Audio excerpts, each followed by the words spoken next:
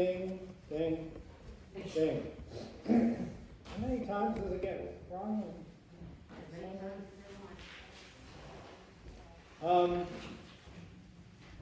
The furnace isn't working. You may have noticed that. And things are being done.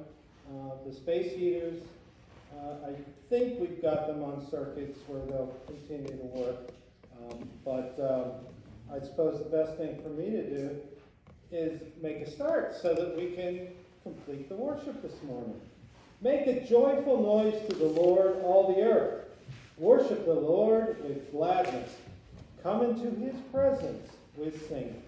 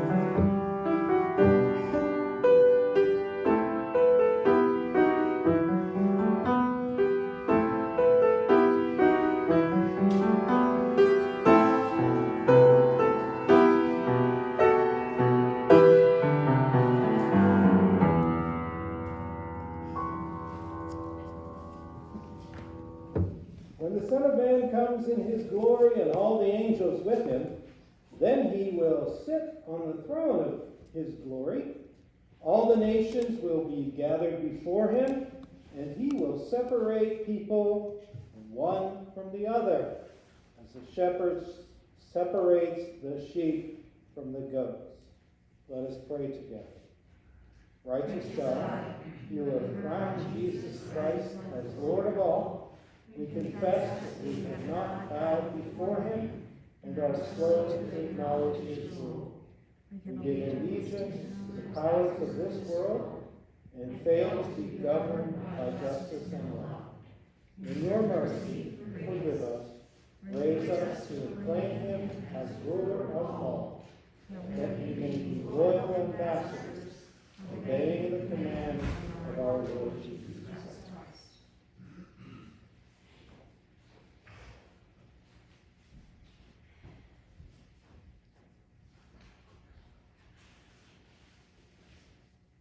Come you that are blessed by my Father, inherit the kingdom prepared for you from the foundation of the world. For I was hungry, and you gave me food. I was thirsty, and you gave me something to drink. I was a stranger, and you welcomed me. I was naked, and you gave me clothing.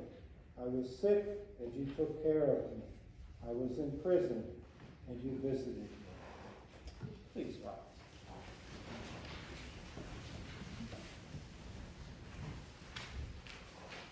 Glory be to the Father, and to the Son, and to the Holy Ghost, as it was in the beginning, is now, and ever shall be, world without end.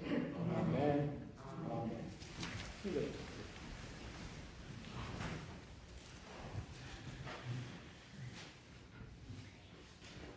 Reading from Ezekiel. For thus says the Lord God, I myself will search for my sheep, and I will seek them out. As shepherds seek out their flocks when they are among their scattered sheep. So I will seek out my sheep. I will rescue them from all the places to which they have been scattered on a day of clouds and thick darkness. I will bring them out from the peoples and gather them from the countries, and will bring them into their own land.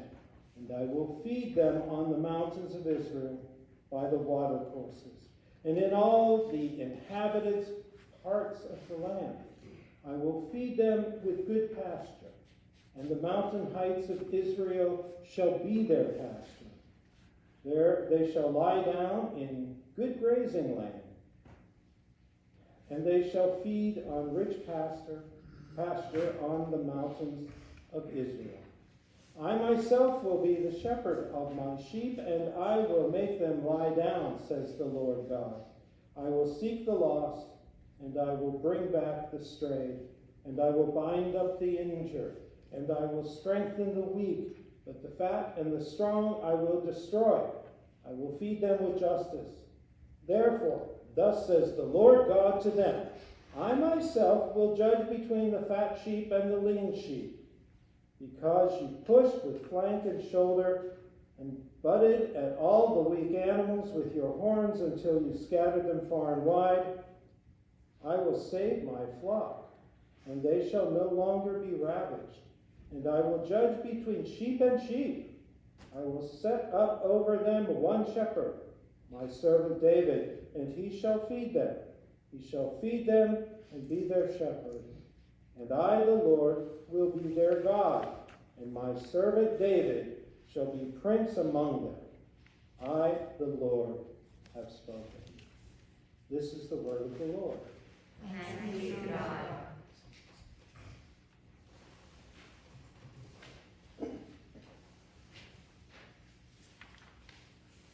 My colleague, Joel Osteen, is reported on the internet to have a net worth between $40 million, $60 million.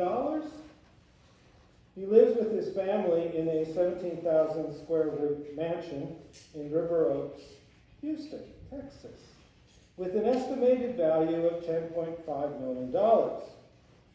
Now, I take comfort from that because I'm pretty sure the manse over there comes close to 17,000 square feet. I think. So at least I feel like I'm in the same category when it comes to being at home, even though I never hoped to be in the same category when it comes to income. As far as net worth, I feel like I am worth every bit as much as he is, and perhaps maybe even more, because I found a pearl of great price that is beyond compare and beyond price. So who cares? I'm not going to compare myself to anyone else who is laboring in God's vineyard. And I am really not jealous of Joel, even though he manages that haircut that looks like he's standing in front of a wind machine. I don't need hair. I can work without it. So that's okay. If he needs it, it's all right. But then, about the time that I really want to get angry, I know that a lot of people are hearing about Jesus because of him. And he's doing some good work. It's just that he doesn't look a lot like the Jesus that he speaks about. I had a supervising pastor for my field placement in seminary ages ago, Jim Smith. Jim Smith used to tell people over and over again, sure, send your money to the TV preacher. Go ahead. But he won't come and visit you when you're in the hospital. When you're in the hospital, you send for me. But isn't it wonderful to look at that flashy, tailored evangelist, especially as the evangelist gets out of the white Rolls Royce? When you think to yourself, well, thanks to me, he's able to do that. For my little part, he's able to be so spectacular, and I am in some way invested or connected with that. It's not quite the same as alighting from a motor scooter in a wash and wear suit. Do you want to be connected to that? And you say, there goes my local pastor on that motor scooter. I'm the reason he's able to do that. So what's the problem with the picture?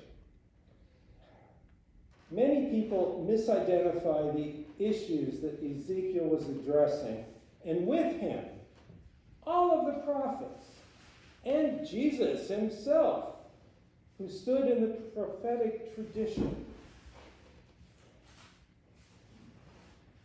They were having an experience, kind of parallel to ours. Disaster. Bad things after bad things. Terrible things were happening, and they were trying to figure out where to put the blame. The disaster of invasion and exile at the hands of the Babylonians.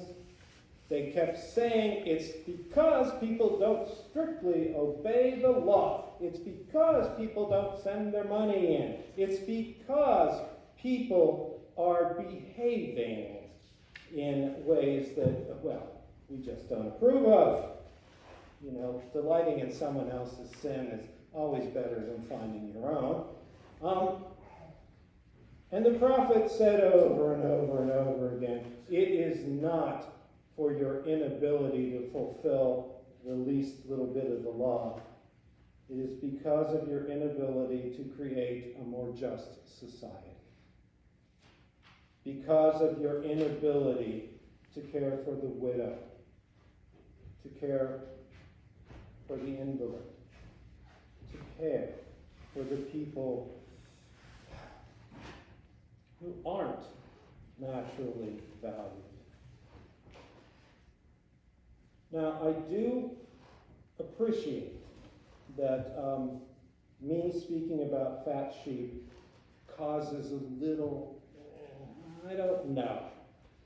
I try, but every time, the mention of fat sheep pushing other people out from the trough, I think, was God talking about me? Well, in a way, anytime I have contributed to the injustice of our society and pushed somebody out of the way, the skinny ones, away from the trough, the mirror doesn't lie to me, but I can see where we all participate at some level in making our society a little more unjust, a little more disregarding of people who actually could use a little more help. We tend to unbalance the society. We're reading lines that imply definitely, and I would say this if Joel ever gives me a call, wealth is not a sign of God's favor. Wealth is not a curse either. Wealth is a sign that God wants something from you, that God wants you to be responsible with the good things that you have been presented. How we treat one another is at the core of the law and the prophets. And that is in the core of all of our behavior with one another. How you treat another person is far more important than anything the law has to say. And the law is there to help you treat one another better. One of the lessons of abnormal psychology classes, by the way, is aside from making you believe that you're suffering from every condition you read about, there is no sharp line between normal and abnormal behavior. There is no defining line between the kinds of behaviors that people who are in need of psychological counseling and help and the kinds of behaviors that all of the rest of us have. You could say we're all a little insane. Or you could say that people who are insane are an awful lot like us. And there is not a great difference. There are clear and obvious cases of people who are functioning in ways that require intervention. But where that line is, it's odd. And that applies to us and our behavior with regard what God has given us, what God has allowed us to have in our own society. Good behavior, bad behavior. It's not a sharp line. You can drift into bad behavior very easily. It's a lot harder to drift into good behavior, but it's just the way things are. What applies to the behavior of individuals applies to the behavior of groups of individuals. So as we in a society drift back and forth, we are closer to self-destruction at some points than we are at others. And the goodness of our society is not determined by gross domestic products. It is determined by our society's ability to support and care for the least among us. In the estimation of the prophets, you can get away with a certain amount of disregard for the have-nots. You can get away with it. It can go on and on for quite some time, but eventually your society becomes unglued. The common complaint that the poor are poor because they don't want to work has the same problem as most common complaints. In some cases, yes, it's true. Some cases, poor people are poor because they don't want to work. In some cases. And you could probably go out there and find some poor person who just, they don't care, they don't want to do anything. But I can tell you, it's hard work to be poor. If you've ever had to fill out a form for assistance, I've had college exams that were easier. It's unhelpful to say that the rich are rich because they are robber barons. If justice is not served, a society goes out of balance. That's all the prophets say. They don't talk about the good or the bad, but the pushing things one way or the other. And if a society goes out of balance, it'll topple or be toppled. Your compassion is what keeps that from happening. Now, Joel Osteen may be a fine guy. He may deserve all of the wealth that flows his way. But I would submit to you all this morning that you're the people who maintain a balance in our society that keeps it healthy, that keeps what the prophets have told us in your hearts, doing good for good. Let us pray. We thank you for the opportunity we have to do good work on your behalf. We thank you that you have called us most of the time to nothing big and splashy, but to little things. And that because of us, our world is a better place. What a privilege. Thank you. Amen. Amen.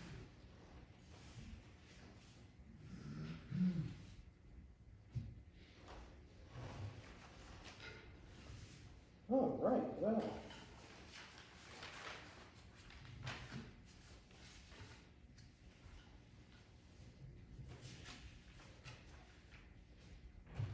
Please rise. Let us repeat together the Apostles' Creed. I believe in God the Father Almighty, maker of heaven and earth, and in Jesus Christ, his only Son, our Lord, who was conceived by the Holy Ghost, born of the Virgin Mary, suffered under Pontius Pilate, was crucified, dead, and buried. He descended into hell. The third day he rose again from the dead. He ascended into heaven, and sitteth on the right hand of God the Father Almighty. From thence he shall come to judge the quick and the dead. I believe in the Holy Ghost, the Holy Catholic Church, the communion of saints, the forgiveness of sins, the resurrection of the body, and the life everlasting. Amen.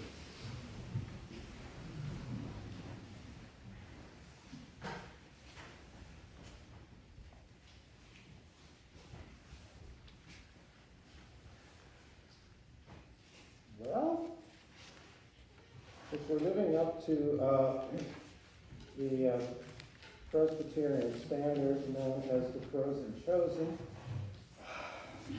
I want to welcome visitors this morning and tell you that it's not always this cold in here. Is anybody visiting for the first time? Welcome. Good to see you.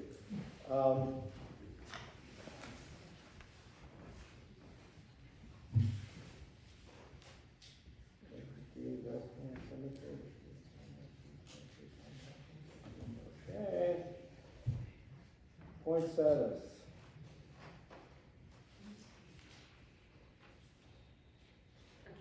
Thank you. Fill it out. Put it in the offering plate at the back. And it's self-explanatory. The question will be Christmas Eve.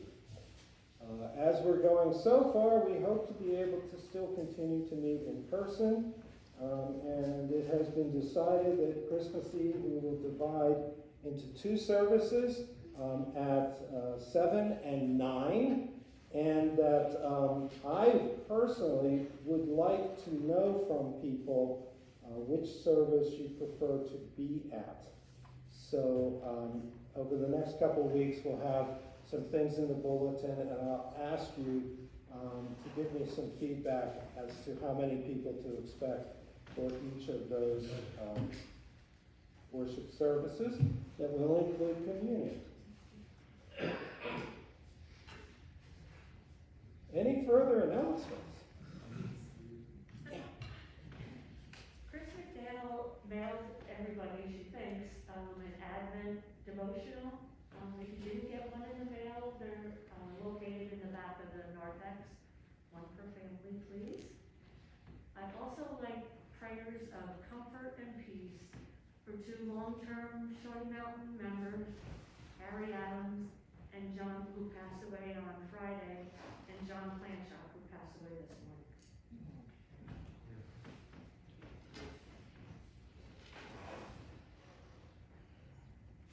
Yeah. Hello, good morning.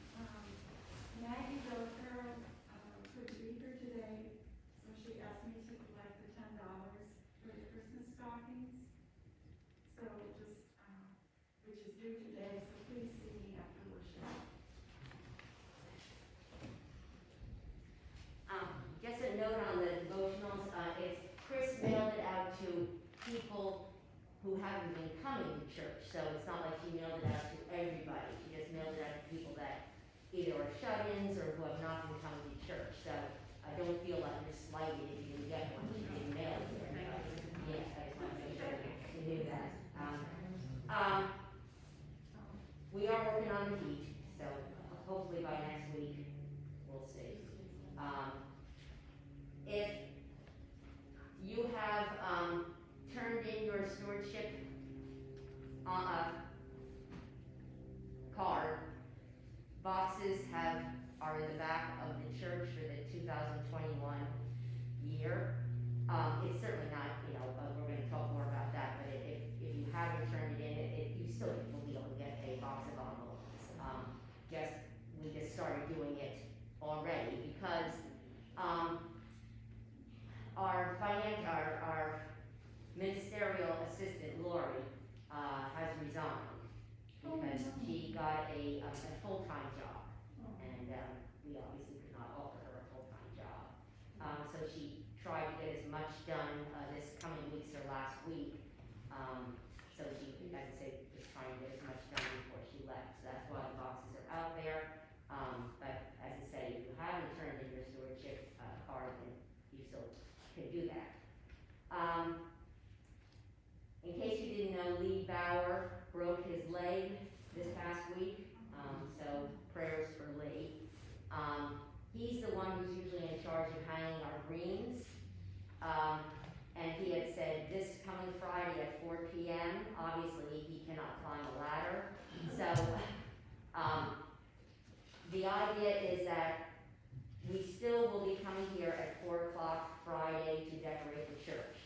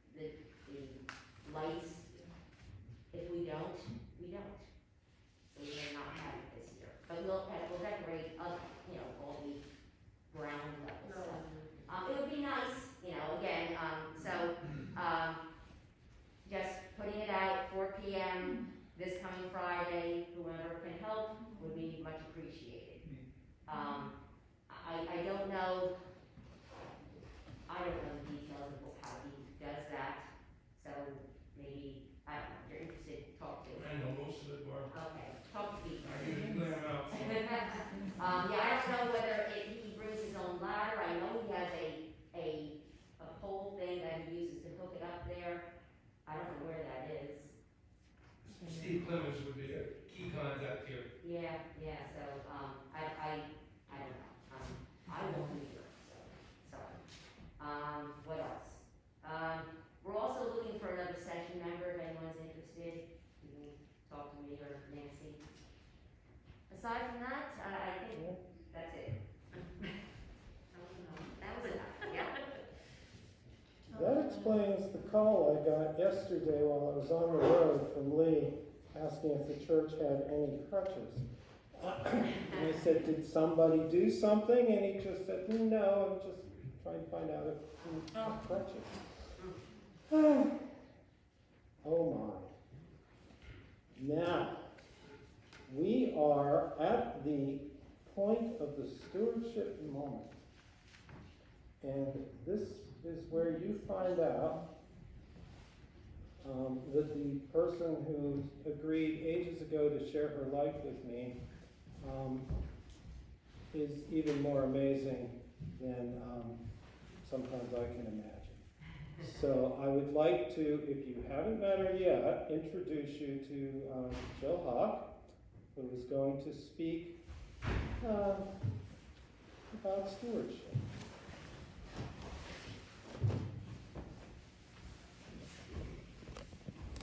There's been a lot less pressure without the introduction. Good morning. So I wrote everything up so I don't talk too long. Last week, Lori talked about the various ways that we can approach stewardship and all the options. Before that, both Barb and Mary shared how much this church and the people here mean to them. They both said they can't imagine this church not being a significant part of their lives. In my short time here, I also have observed what this church means to our members and to the community. In my 37 years as a clergy spouse, I have come to understand the importance of church to perceived and active members, to acquaintances, to strangers, and to the larger community. Several years ago, Shawnee Presbyterian Church was in need of a new roof and in need of a lot of additional funding for that roof. I suggested we do a GoFundMe request because I was hopeful that our friends in the local community and members scattered across the country who kept tabs on us might respond. Within an hour of announcing the GoFundMe request on our Facebook page, the first donation came in. It was from a young woman in California who grew up in the church.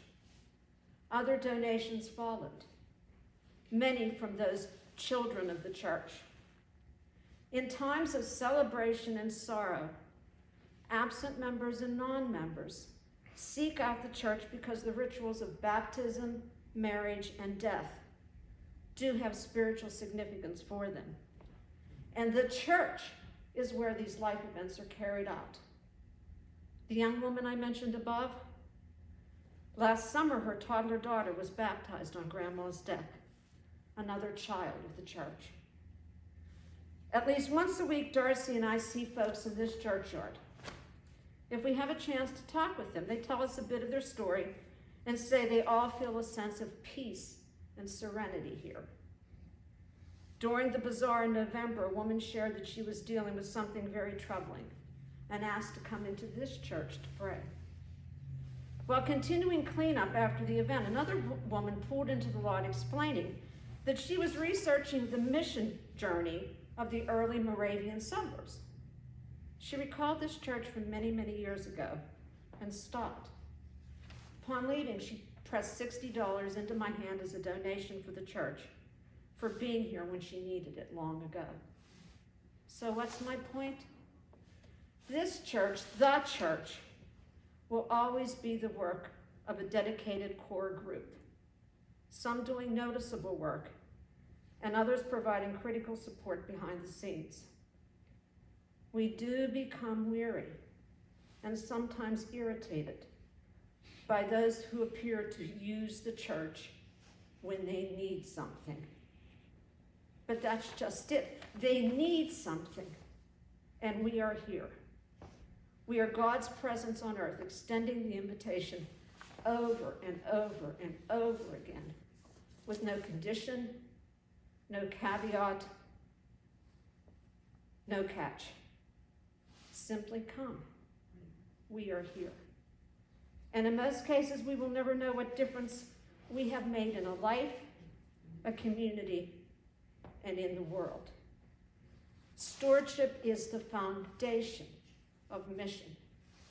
We must be here.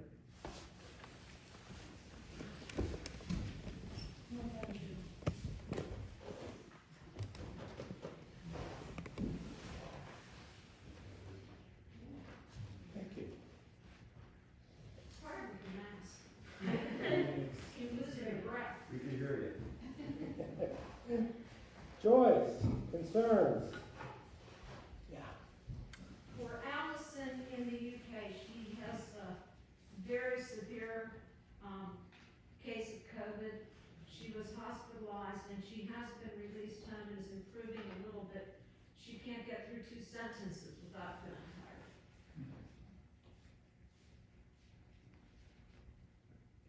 Concerns turned to joy. My son Jack's roommate had been exposed and they're all clear and of COVID, and there was no they had negative tests, and so he's coming back today. So I haven't seen Jack since August. So we're looking forward to that. And I just have one quick announcement to make. The Lost Ramblers I think so. are at Shawnee Inn, 7 o'clock this Tuesday. Properly distanced, lots of enjoyment. Thank you.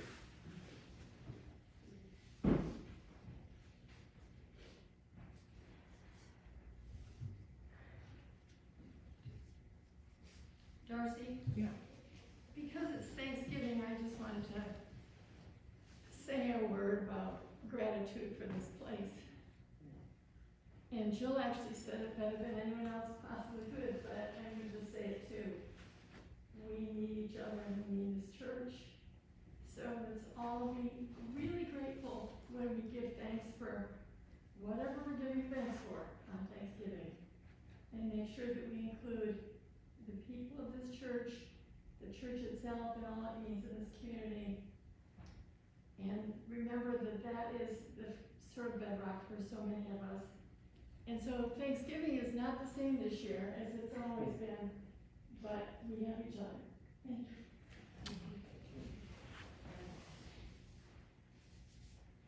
Well, Right here. I don't know if it's just a concern or keeping your prayers, but my school just shut down just for safety of everyone, and I know that's really hard on teachers.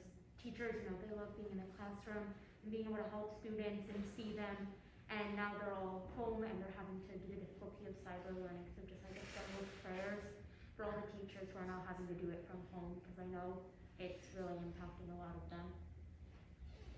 Thank you. Can I add something?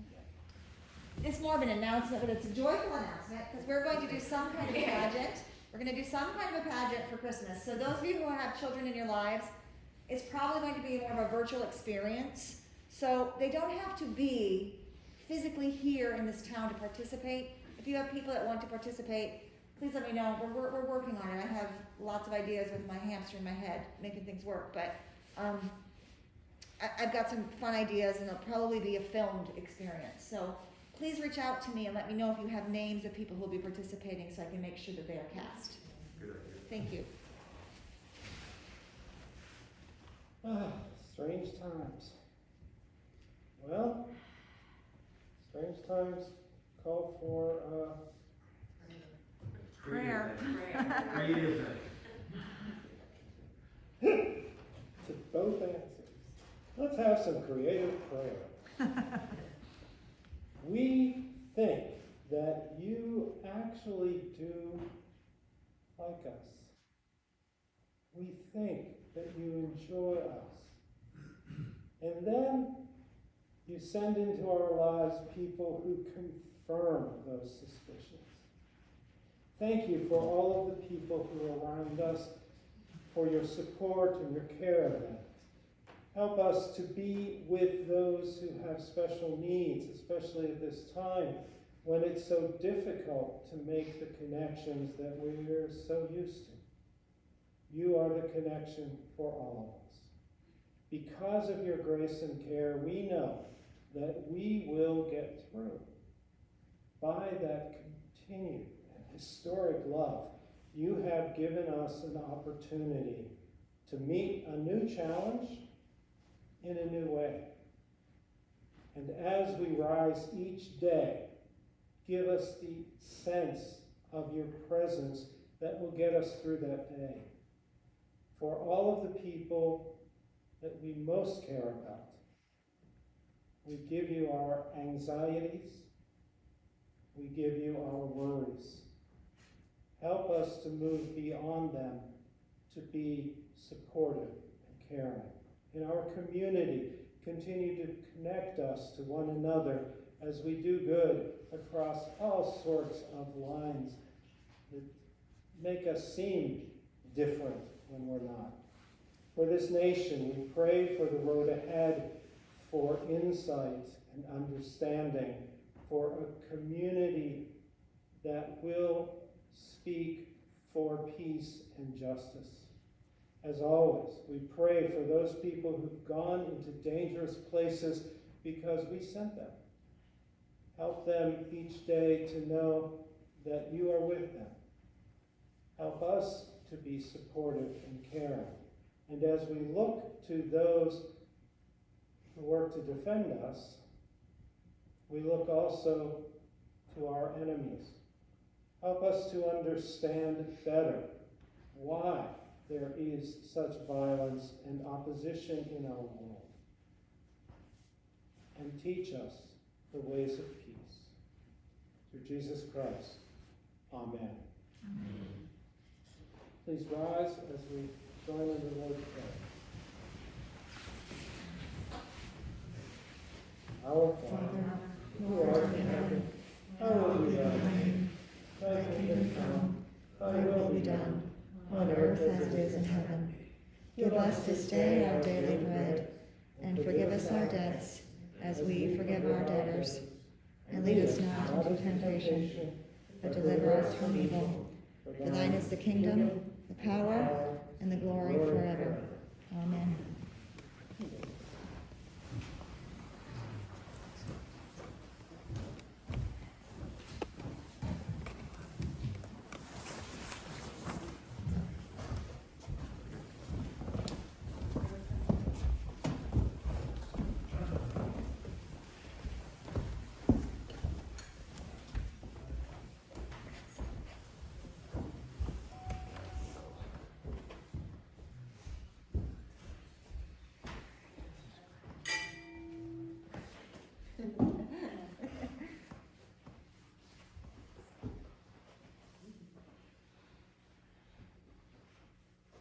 Everybody ready?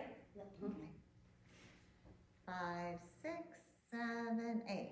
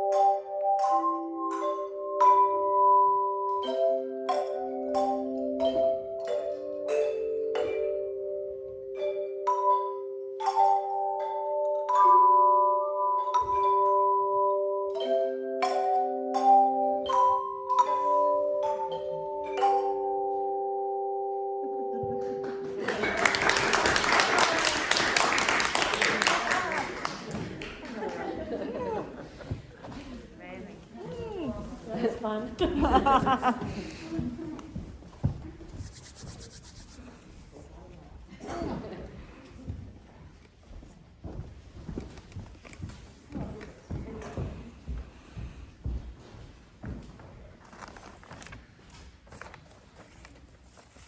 now the Lord's blessing be upon you all. Serve the Lord with gladness as the Lord serves you with life and home. Be a beacon to those you meet. Amen. Amen.